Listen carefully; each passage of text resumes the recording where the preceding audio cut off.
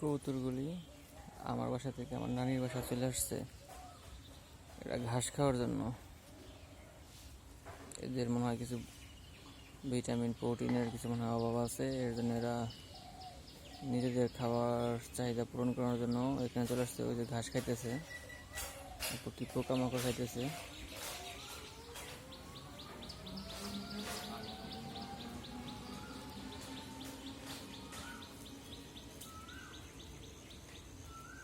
আসলে এত দূরে চলে আসাটা রিস্কের একটা ব্যাপার। এত দূর কবুতর চলে আসাটা রিস্কের ব্যাপার। আহ আহ আহ আহ আহ আহ আহ আহ আহ ওই যে আমার বাসায় চলে যাচ্ছে এখন, এটা চলে যাবে। ওই যে আমার বাসা, এটা হচ্ছে আমার নানু বাসা, এটা আমার মামাতো বোন। আমাকে দেখলে খুব এক্সাইটেড হয়ে যায় সে। আপু কি করো? এটা কি করলা তুমি?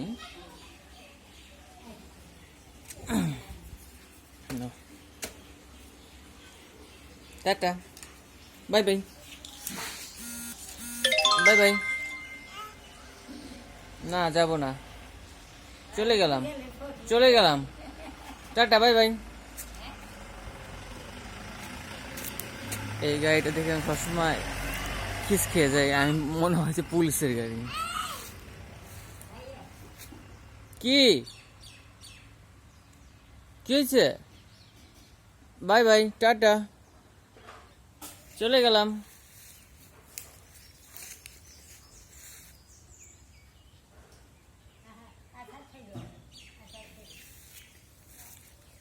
এই যে কবুতরগুলি সারাদিন এইখানে মাটি মুটি খাইতে থাকে। এটা আমার সবচেয়ে বেস্ট পছন্দের কবুতর। আসলে এটার সাথে যেটা জোড়া দিছি যায় না কালারের দিক দিয়ে, তারপর দিয়ে রাখছি ভালো একটা নর পেলে খেচাং করে করে ফেলবো। আর এই যে কি খায় ওরা, কি খাইতেছে?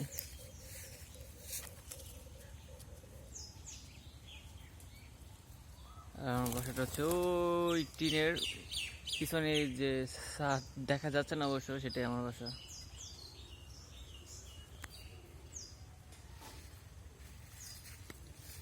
এই যাও, তোমার বাসায় যাও।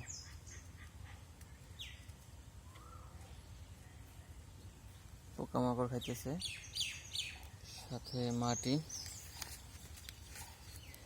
যা যা যা।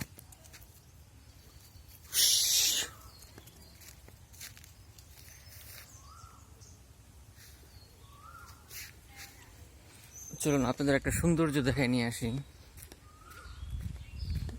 আল্লাহর সৃষ্টি করা পৃথিবী এত সুন্দর। রাস্তাটা সেই লাগতেছে, সবুজে ঘেরা।